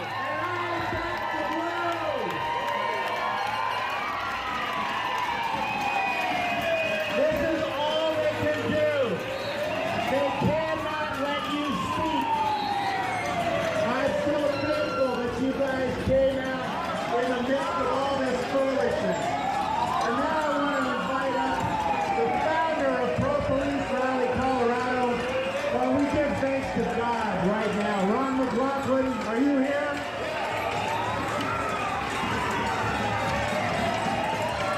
I want to thank each and every one of you for coming out today. We do have a First Amendment right. We are allowed to say what we want to say in this country. So say what you have to say. But we will start this thing off in a moment of prayer. And John Leslie got an invocation for dear Lord. Please and thank you so much for that. And then things just got hairy from there. But Randy Corporon, you said, just as you were about to bring Ron up to the stage, this is all they can do. They cannot let you speak. I think that was well said. Yeah. Well, it's true. And, you know, from that very point forward, they were violating state and local ordinances, state laws against disrupting a lawful assembly, disturbing the peace, making obnoxious noises, throwing projectiles. The police had every ability to bring that thing under control from that very moment forward. And in fact, they should have never let them get that close. When I was pushing the Denver police woman who was in charge, I guess, of at least one of the crews that was there, she said, well, they have a right to speak too. They have a First Amendment. And that's just a lie. That is a lie of the left, that anything that they were doing at that particular moment and from that moment forward had anything to do with their First Amendment rights. That was law breaking. And it really hurts me that the Denver police, the very brave, very professional people that were on the ground, had their hands tied behind their back by their leadership, because I got winks and nods and side comments. I know that they appreciated that we waded down there into the belly of the beast, but I don't believe there was anything that they were allowed to do that could have had that turn out any differently yesterday. In terms of what the police should have done, what exactly do you think, Randy Corporon, that the police chief should have allowed to happen in terms of preventing? Should they have put up barriers? How could they determine who was welcome to this assembly versus who was not? What kind of factors do you think should have been considered going into there? Some practical things you would like to see different. We have the roadmap because Michelle Malkin and I got together and put together rallies to stand with the ICE facility and the men and women of ICE in Aurora. And the first rally we did was a very small version of what you were showing today on your show and what happened yesterday. And when that happened, we called out the police. We made Colorado open record requests and embarrassed them. But to their credit, they invited us in. And when we learned that Antifa and others were marching on that facility last September 21st, we planned a counter-protest, a rally in support of ICE, a stand with ICE. And the police did everything right. They brought in the protesters and us ralliers from different areas. They kept us entirely separate. They allowed the police officers to act if they were needed and had police protection there in adequate numbers. And it went off without a hitch. And the Denver police, I kept imploring them, separate us, put up a line. And instead what they did is they let everybody in, right into our midst, right onto our stage, and then they came around on the outside and watched. And it was pathetic. But in response to people who were criticizing the police last night on Twitter, I tweeted out that this was not a blue problem. This was a brass problem. I think that's true. And I totally think that what happened yesterday was a failure of leadership at the top, and that is abundantly clear. Randy Corporon, again, was one of the organizers of yesterday's pro-police rally, Colorado, that happened at Civic Center Park in downtown Denver. And I was at that ICE rally last September, and everything went smoothly. There was a separation. I didn't know that was a point of reference for you here, but now that makes perfect sense. It was done so well. Yet I think that the problem here, Randy, is that the leadership in Denver just doesn't want to do anything to address these people, which is why the Capitol has a fence around it. We still have all sorts of graffiti markings, statues not put back into place, and we have a Polisville tent city right outside the state capitol. It starts in the governor's mansion and is going down to then the mayor of Denver, to the chief of police, who then is tying the hands of his officers. Yeah, it's not a lack of leadership, because I believe it's very intentional.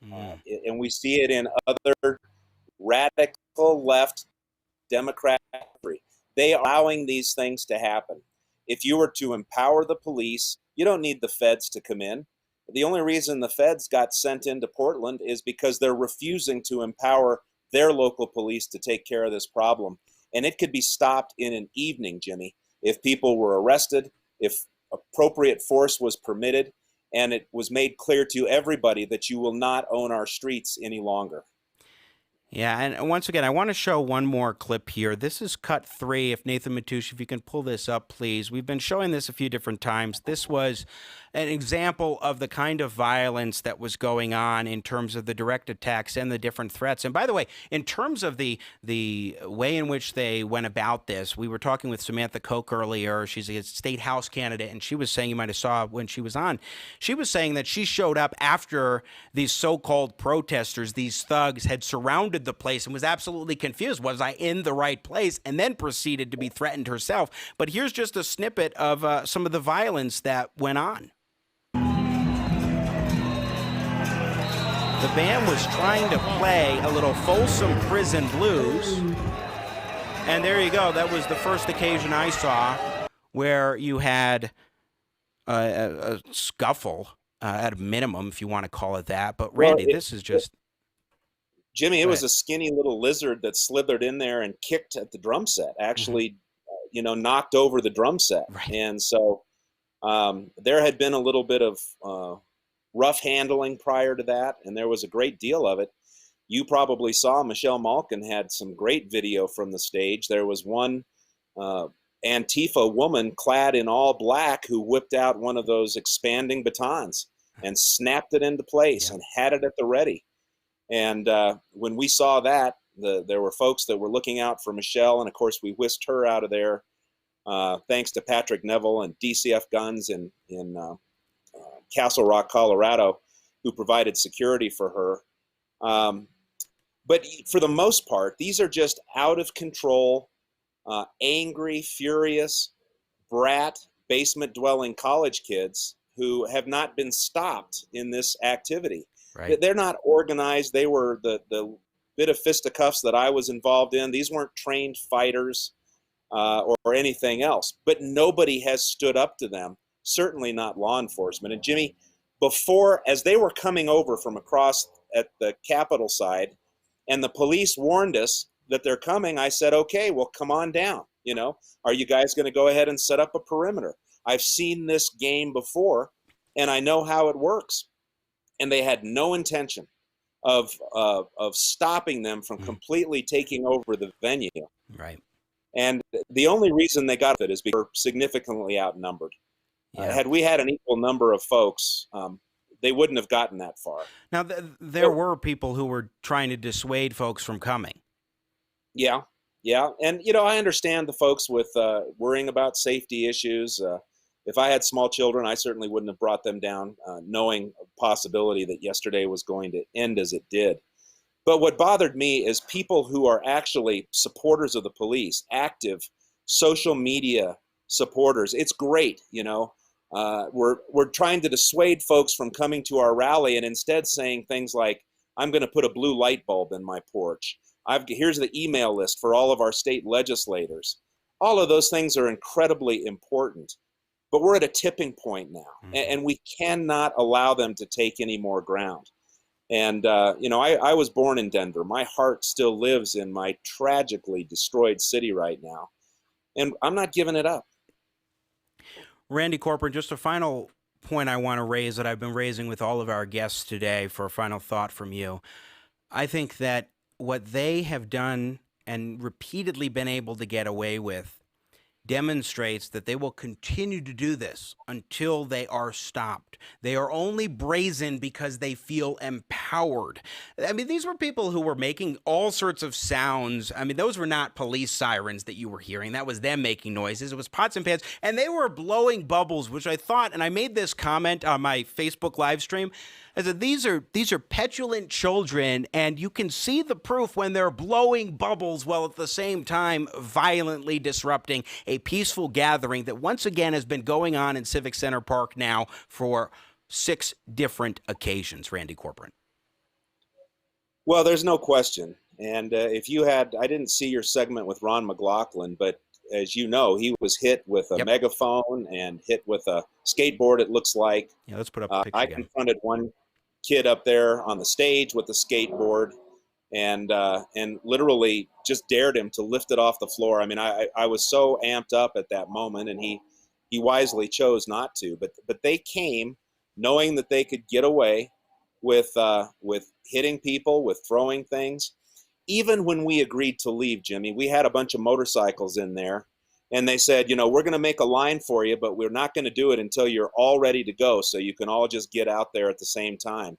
So I got everybody by their bikes, got my wife on the back of mine, said we're ready to go. They made this line, and this line was so narrow, so close to the sitting area, and then some of the brick walls leading in and out of the amphitheater, that we could barely ride out of there. And the cops the domestic terrorists were right on top of the cops, right on top of, they were able to spit on us, throw things, and hit at us through the cops. And so these police officers knew how to stop this. They had to have specific directions that told them that they could not. And these domestic terrorists, these petulant children know it, and that's why they continue to have their tantrums. And as your prior guest said, if the police don't stop it, I know the citizens of America are going to. So I just want to read, because I just got a text from Lo Becker, the leader of the Becker Band, which only got to play a song in a third, kind of, which was deeply disappointing, because one of the things I always love is being able to grab my harmonicas and go play with the band. And I had the opportunity on my radio show Saturday night to play a few songs with Lo Becker, and so I was so excited. But let's put up cut 3 here. We've been playing this before, but he asked me to let the viewers know that they were not only violent, but destroyed some of his property. You see a black woman running across there. She rushed the stage. You can see she knocked down our mic stand and broke my iPad. My guitar was kicked down when we were trying to pack up. My speakers were kicked and trucked to be knocked down. So he's making the point, look, yes, there was the physical violence, but also property damage from musicians who were, okay, so you don't do this kind of, you know, I'm going to stop myself there and let you have a final word, Randy Corporon. Well, there was plenty of criminality. It all came from the other side. Mm-hmm. There was more than enough police presence to stop it and to begin arresting people. Clearly, their leadership told them that they could not. For a beat officer, the woman who was in charge of one of the groups of police officers, to tell me that they have the right to be there and express their First Amendment too, that's just a fallacy, and it has to come from the top, because no self-respecting cop would allow what happened to people that were there simply to support the police.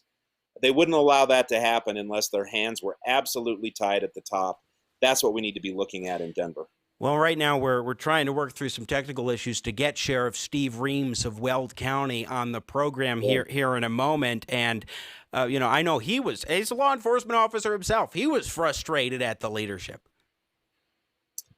Oh, yeah. Well, you know, Steve is one of my go-to guys when it comes to setting up events and getting feedback. He knows a lot of these police officers and the different police agencies. And I was so grateful that he came all the way down from Greeley to stand with us, as he did during the Stand with ICE period back in September of last year.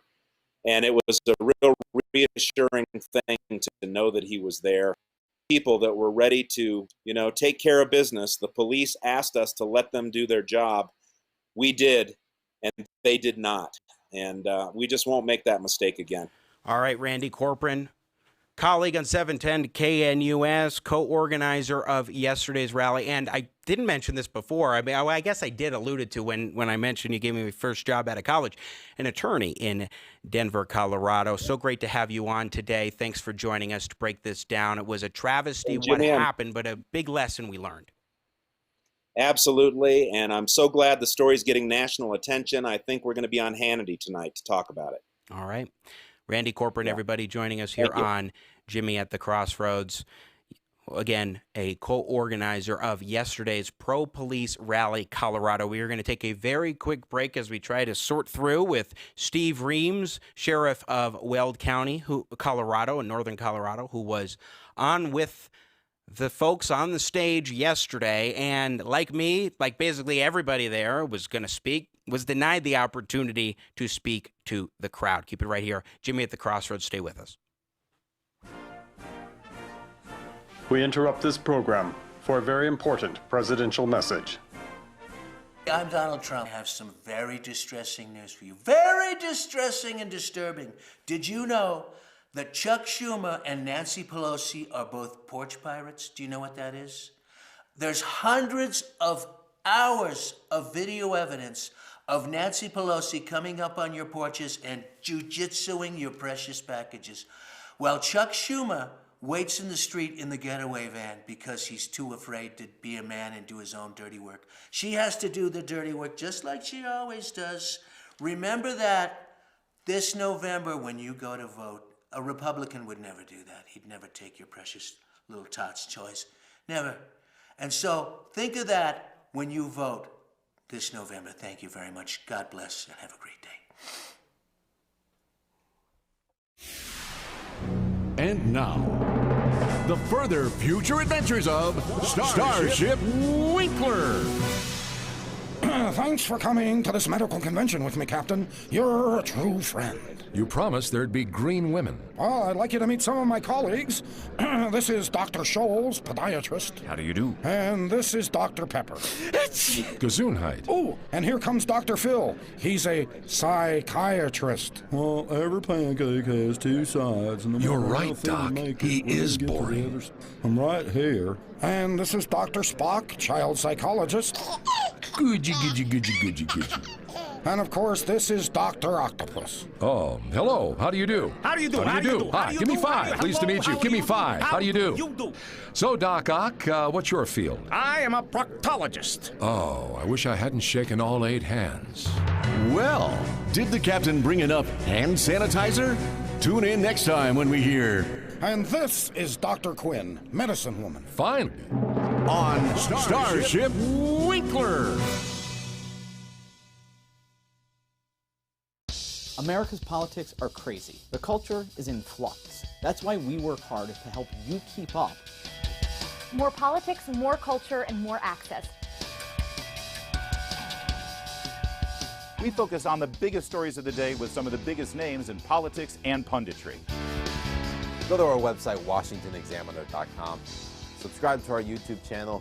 Be sure to follow us on Facebook, Twitter, and Instagram.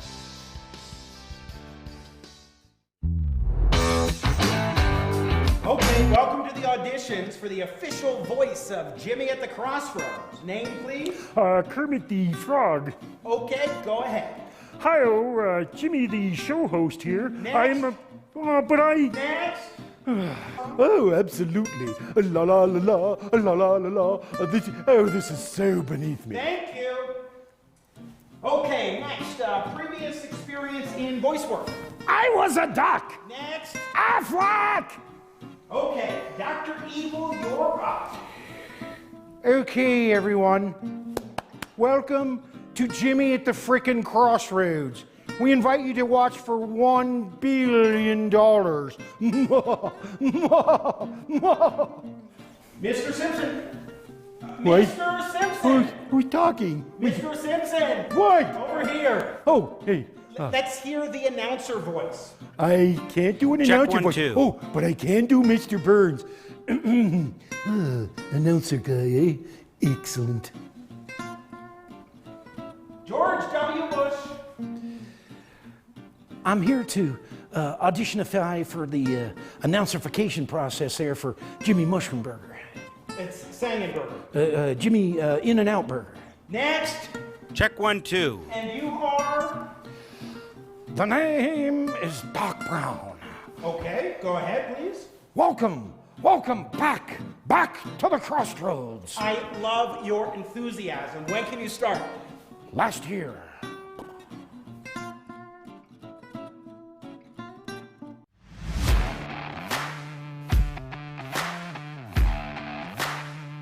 Check 1, 2.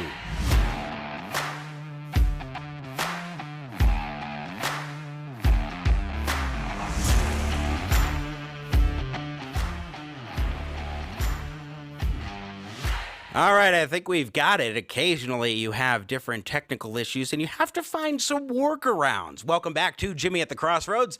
I'm Jimmy Sengenberger, coming to you in partnership with the Washington Examiner. By the way, if you have not done so already, a reminder, please subscribe to the YouTube channel, youtube.com/Jimmy at the Crossroads. Also, Like the Facebook page, Jimmy Sengenberger Media Personality, and follow me on Twitter at Sang Center. That's Sang with an E, not an A, Center on Twitter. And of course, follow our friends at the Washington Examiner. Like, subscribe, all those good things on YouTube, Facebook, and WashingtonExaminer.com. And of course, be sure to check out JimmyAtTheCrossroads.com, where you can get all the content that we put out, so much more, including a shop with, for those in Colorado, I have a mask available.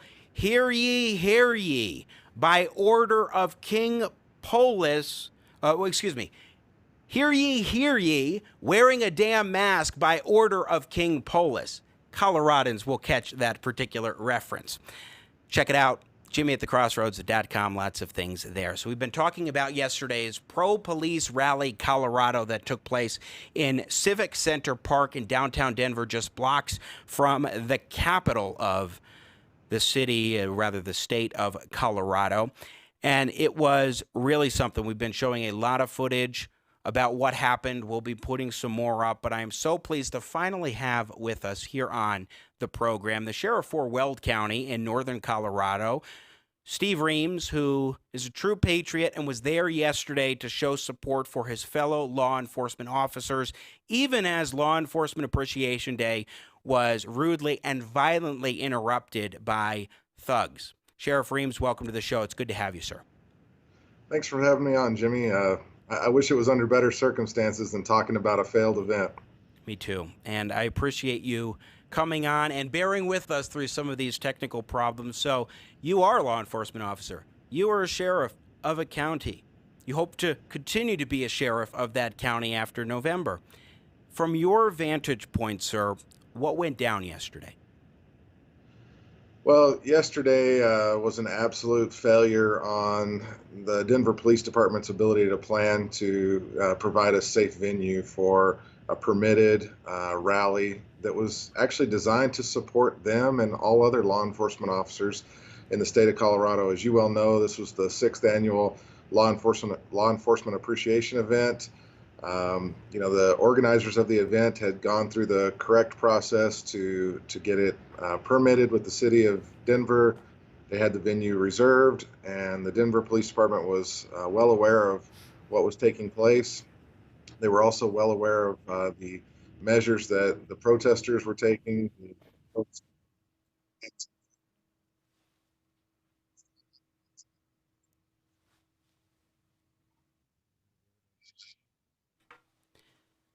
For some reason, Sheriff Reams, your volume just cut out, and you stopped for about 10 seconds probably there. Can you speak one more time? Hopefully we can hear. It sounds like there's a mic issue. Well, I think I heard music coming, so okay. Oh, okay. All right. Please go ahead. There might have been some odd little issue going on, so I apologize. Sure. Well, I was just saying, it's unfortunate that the Denver Police Department, knowing that we had an event scheduled and knowing that protesters were planning to ruin the event, didn't take any affirmative action to try to create a zone that would stop the rioters, the protesters from coming and invading our event. And ultimately, that's what they ended up doing. They took over the event, and they were trying to incite violence. They got what they were asking for a couple of times, and ultimately, they ruined the event that was there to honor the police across the state of Colorado, the Denver police, and the Denver police, in all fairness, stood by and let it happen.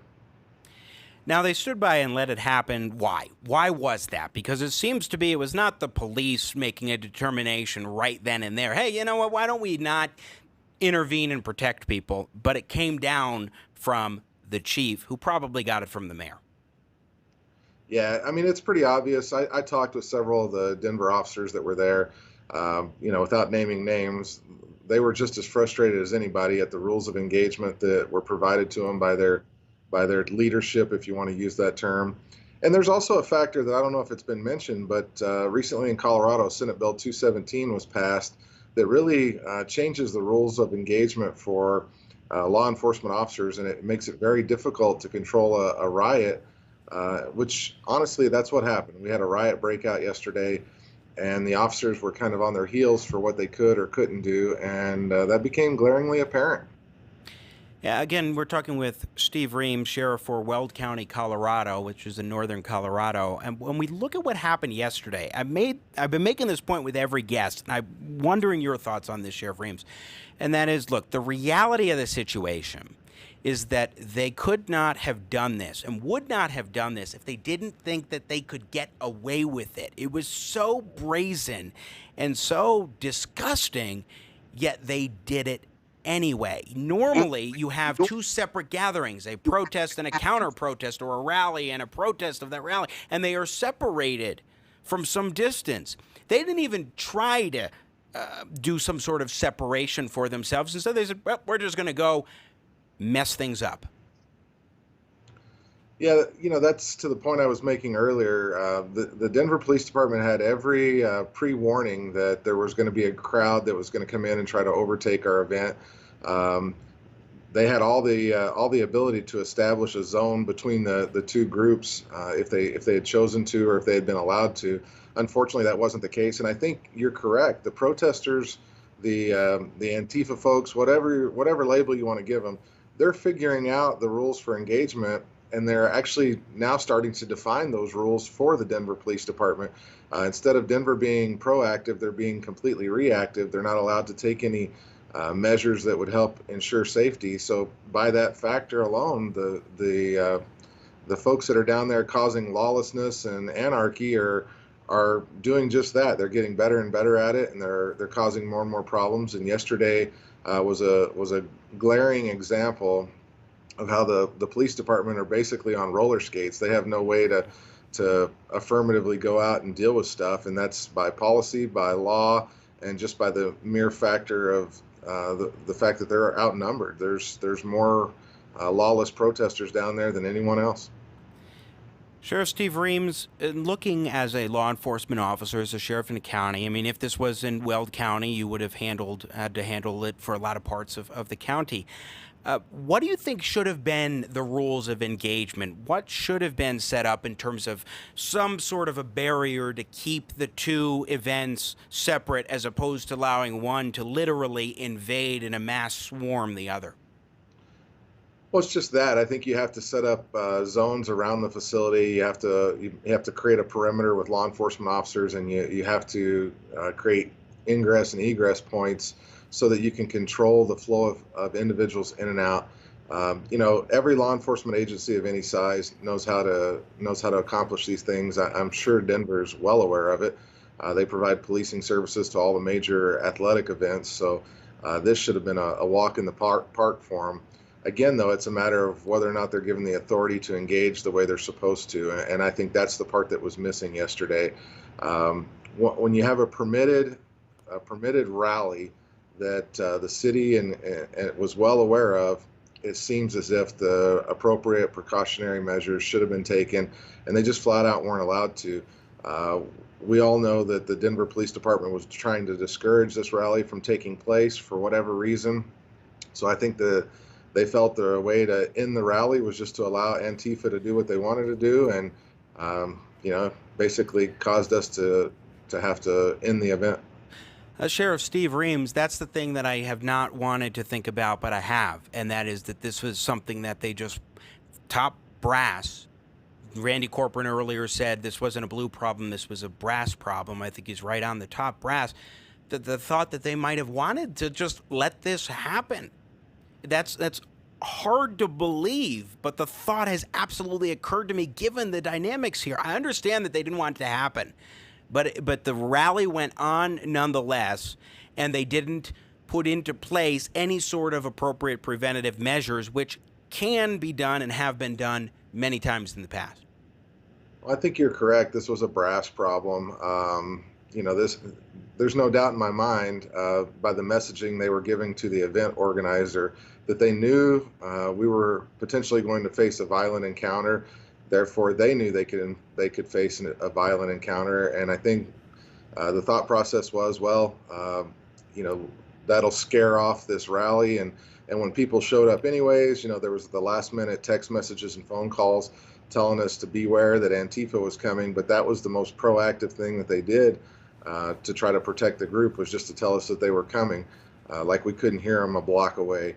But unfortunately, like we've said several times here, the Denver Police Department wasn't allowed to engage in a meaningful way, and unfortunately, some people got into a few fist fights, or a few people that got injured.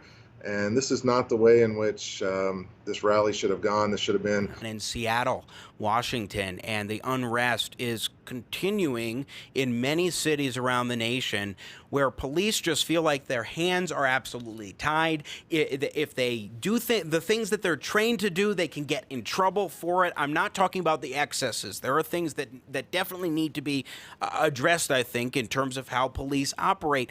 But the rules of engagement here, to use the military term, the rules of engagement are just so restrictive that you cannot do your job. And it is not just a Denver problem. It's not just happening here in Colorado. It is happening across the country in all sorts of circumstances. This is just, I think, maybe one of the first instances, maybe not, I haven't heard of others, but where they've actually said, hey, we're going to disrupt a peaceful, law-abiding, permitted gathering, as opposed to let's go burn buildings and riot and that kind of thing.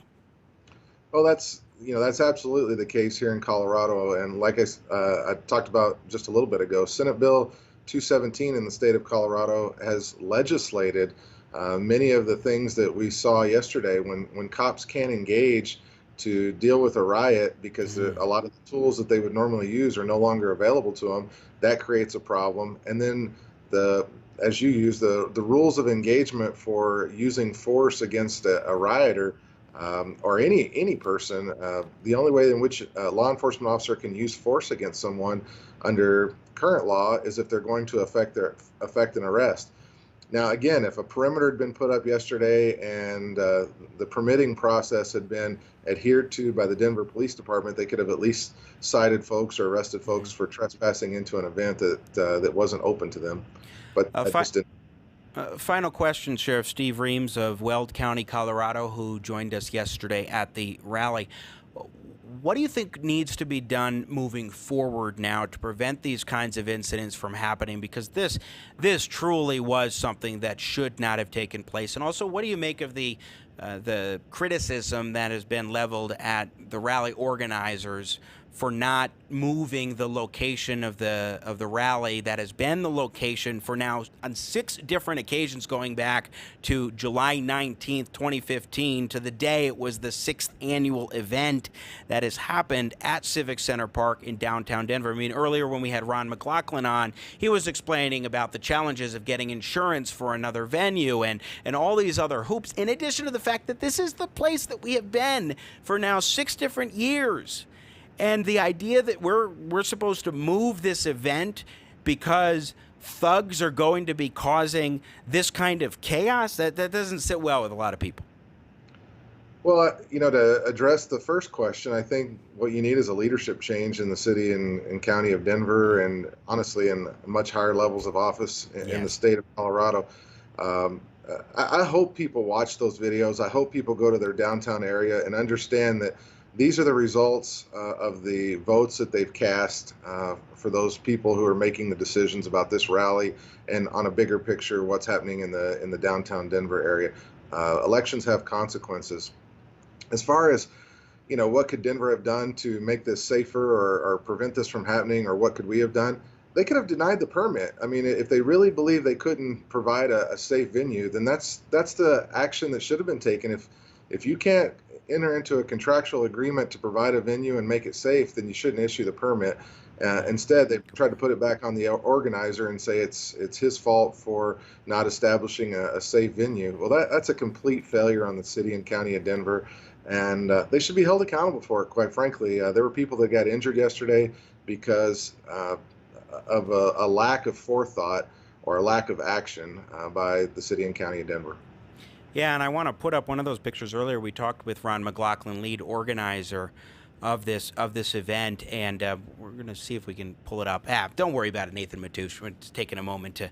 there we go. We got the picture. We got a picture there here. Once again, Steve Reams, our guest, but I just want to show just one of the examples of the kind of violence that went on. I mean, this is a man who had put together an event for the 6th time in Denver, 12th time total. that has always been, it's been a family affair, Sheriff Reams. I know you've been to these in the past. These have been occasions for people to gather together, enjoy some music, to share in an experience, showing some whack a guy in the head with a longboard. You know, I guess the right to peacefully assemble only belongs to those that want to claim that they're doing something on behalf of a thing that we don't necessarily agree with. You know, if you're Antifa, yeah, you can exercise your First Amendment rights, but no one else can. And I know there were numerous groups that were represented there yesterday, the protester groups, but the person who swung his longboard at the event organizer, he was no doubt an Antifa member. I watched him out through the crowd and saw him show up with the skateboards, which are their weapons of choice, because they can look innocent and turn them into weapons. It's disgusting. It's terrible to know that kind of activity, that kind of action is allowed to exist, and it's permeating more and more areas in the downtown area of Denver. And someone's got to get control of it. If the Denver Police Department, the city and county of Denver, if the governor, if they're not willing to weigh in and fix the problem, at some point it's going to put citizens at risk, and they're going to take action into their own hands. You can notice in this picture I took there that looks like, you know, a skateboard there. And I don't know if that was the particular guy or if there were others, but that's an example of a weapon of choice that they like to use, is that kind of something that, you know, you're supposed to be playing and having fun with a skateboard and a longboard, not brutalizing somebody else with it. But it's just, it's sad what happened. But we all get to see on display what these people are about, and get, I think, a better understanding truly that there's nothing, at least for those that showed up and perpetrated this kind of violence and disruption, there's nothing genuine that they are trying to accomplish, Sheriff. Other than just absolute terrorism. I mean, what we saw yesterday, to me, absolutely qualifies as domestic terrorism. When they won't allow people to peacefully assemble and speak their own opinions. I mean, we've been doing this for a long time as a nation. You know, outside of this rally, people have always had the ability to just peacefully assemble and speak their mind. You don't always have to agree with them, but respecting each other's ability to say what you need to say and redress your grievances. That's always expected to be done in a peaceful manner. Exactly. And it was not yesterday in Denver, Colorado. Sheriff Steve Reams of Weld County, Colorado. Thanks so much for joining us and sharing your vantage point from yesterday's pro-police rally, Colorado. Thanks for being there, Jimmy, and thanks for having me on. You bet. Thank you, sir, and keep up the good work in Weld County. Sheriff Steve Reams joining us here on Jimmy at the Crossroads, coming to you in partnership with the Washington Examiner. Put up that picture one more time, Nathan Matoush, please. Pick 12. As we wrap up here. That's the kind of thing that was smacked right into. Now let's show Ron. Thank you, Nathan Matoush. Working the Matoush magic day in and day out, by the way, producer extraordinaire. Look at that. Now, we did do our best to keep the spirits up. If we have that selfie picture, Mr. Matoush, that Ron and I took in pick 15, but wanted to keep the spirits up a little bit. I mean, he's just, you can't get this guy down, Ron MacLachlan. And so I thought, hey, you're still in a positive mood enough. Let's do a selfie here. It's not the most pleasant selfie. Neither of us looking great in this environment, but you know, sometimes you have to do it. When times are tense, times are tough. And the chaos is ensuing, and it is all around you. We heard from Samantha Koch earlier, a candidate for state house in Colorado, and she talked about how she showed up after things had begun and after the rioters. Look, make no mistake, I want to make this clear. It was just minutes into the event. We just started that they suddenly started swarming. They wasted no time whatsoever as soon as we got going. We played the video over and over again. I won't do it again. Well, we were saying the Pledge of Allegiance. Ron gets up there to lead in an invocation you can hardly hear, but we try to persevere. We start the next song, Folsom Prison Blues. I end up stopping because I couldn't hear myself at all on the harmonica. And alas, there we were. The reality is that these people are not being peaceful. The Denver Post called them counter demonstrators. They are nothing of the sort.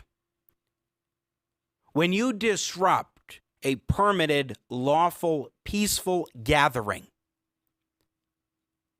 which even includes music, one of the most wholesome things you can imagine, and you shut it down after planning to shut it down.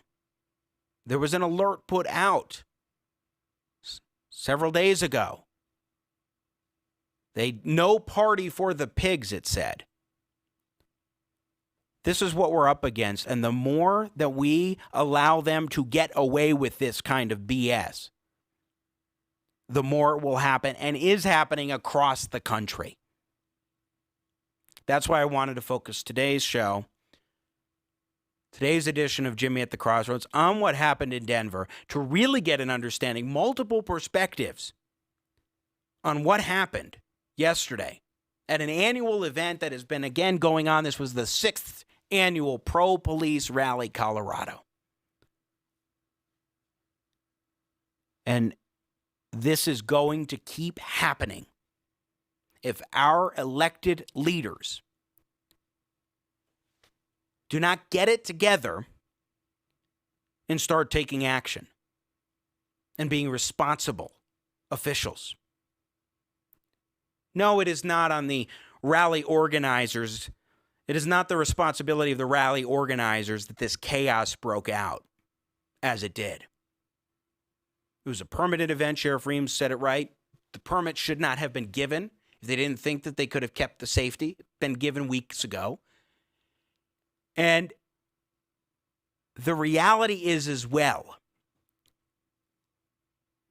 that there are steps that could have been taken. Like Randy Corporon pointed out at a rally at an ICE facility in Aurora, Colorado, which I attended last September, the police were able to keep separation. They had a template in place that they could have used. But the chief chose not to.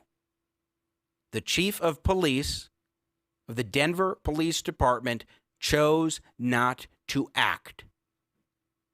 Chose not to allow his officers to do their job, even in a preventative way, in terms of setting up some kinds of barriers and trying to separate the groups.